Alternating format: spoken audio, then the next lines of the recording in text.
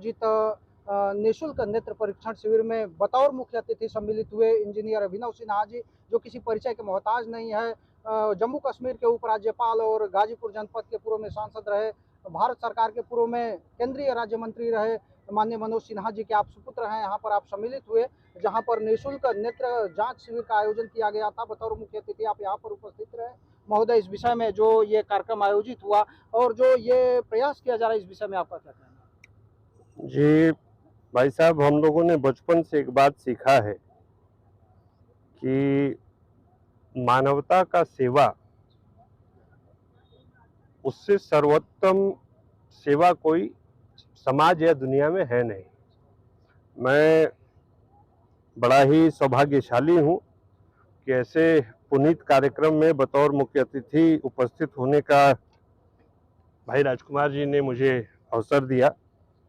और जैसा कि मेरी जानकारी है, बड़े भाई अवधेश जी ने बताया कि इस शिविर में तकरीबन 200 लोगों के नेत्र का उपचार हुआ है, और जिसमें 100 लोग तो ऐसे हैं जिनकी सर्जरी, ऑपरेशन या किसी चीज का वितरण, ताकि उनके दृष्टि को सुधारा जा सके। अब जब कार्यक्रम ही इतना पुनीत है तो उसके बारे में अब व्याख्या करना मुझे उचित लगता नहीं है।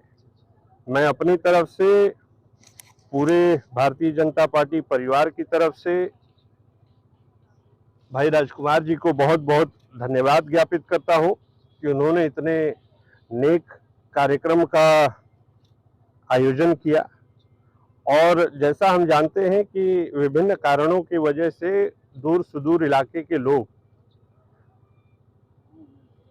चिकित्सालय पहुंचने में असमर्थ होते हैं, ये उनके लिए वरदान से कम नहीं है। यही जी मेरा मानना है। बहुत बहुत धन्यवाद जी। महोदय, एक बात हम जानना चाहेंगे, जैसे आप कहे हैं कि सुदूर, तो हमारे ग्रामीण क्षेत्रों में भी पूर्व से जो है कि छोटे छोटे स्वास्थ्य केंद्रों की स्थापना की गई है। उनके हालात हम देख पाते हैं कि आज भी वैसे के वैसे हैं। उस विषय में क्या सरकार कुछ चिंतन कर रही है? भाई साहब देखिए, अब ये मुझे बोलने का जरूरत नहीं है कि आज से 8 वर्ष पूर्व जो हालात थे वो बहुत सुधरे हैं, मगर ये मूलभूत सुविधाएं ऐसी चीज हैं जो रातों रात बदली नहीं जा सकती। सरकार का, चाहे वो आदरणीय योगी जी का प्रदेश सरकार हो, चाहे यशस्वी प्रधानमंत्री आदरणीय मोदी जी के नेतृत्व में भारत की सरकार हो, उनका जो लक्ष्य है, अब जैसे आप सोचिए कि गाजीपुर जैसे पिछड़े इलाके में एक मेडिकल कॉलेज का स्थापना क्यों किया गया? वो इसलिए किया गया कि जब तक यहाँ के लोग डॉक्टर नहीं बनेंगे, यहाँ सुविधाएं उनके आसपास मौजूद नहीं होंगी, तब तक मूलभूत बदलाव नहीं हो सकता। अब एक इंस्टीट्यूशन बनाने में मालवीय जी को 40 साल लग गए, तो प्रयास भारतीय जनता पार्टी की दोनों सरकारों का जारी है, और उसका सुखद अनुभव हम जिले स्तर पे, मंडल स्तर पे, प्रदेश स्तर पे सब कर रहे हैं। और ये आपकी बात सही है कि कमियां हैं, मगर जितना वो सत्य है उतना ये भी सत्य है कि कोशिश में हमारे, चाहे इच्छा शक्ति में हमारे कोई कमी नहीं है। धन्यवाद। लास्ट सवाल सर, लास्ट सवाल सर, ये जो संस्था, गैर संस्था, सरकारी संस्था की तरफ से ये जो कार्यक्रम का आयोजन किया गया, इस तरह के कार्यक्रम का आयोजन सरकार की तरफ से करना चाहिए।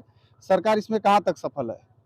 भाई साहब देखिए, अब एक उसका मैं छोटा उदाहरण दूं कि जो आयुष्मान भारत योजना है, उसको या उसके पीछे सरकार की मंशा क्या है?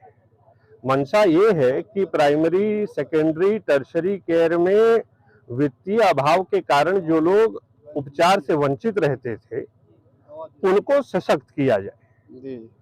सरकार अकेले सब कुछ कर ले, ये भारत जैसे देश में जिसका 130 करोड़ का जनसंख्या है, बड़ा मुश्किल है। और जब तक सरकार और समाज एक साथ प्रयास नहीं करेगा, अब जैसा भाई साहब बता रहे हैं कि यहाँ सचल अस्पताल की भी सुविधा थी, अभी चल रही है। तो प्रयास चल रही है हर गांव में। सिर्फ सरकार के करने से जी कुछ नहीं होगा। सरकार स्वाभाविक है, पूर्व की सरकारों की अपेक्षा ये इसकी अनुभूति आप खुद कर रहे होंगे। अब इसका मैं खुद गुणगान करूं ये मुझे शोभा नहीं देता, मगर सरकार का जी प्रयास है, रहेगा, इसका हम आश्वासन अपनी तरफ से और जिले के भारतीय जनता पार्टी परिवार की तरफ से आपको देते हैं। मगर जितना वो सत्य है उतना ये भी सत्य है कि राजकुमार जी जैसे समाज सेवी का नेक पहल सोने पे सुहागा का काम करता है। धन्यवाद। बहुत बहुत धन्यवाद सर। एक मिनट। धन्यवाद सर। धन्यवाद। ठीक भैया।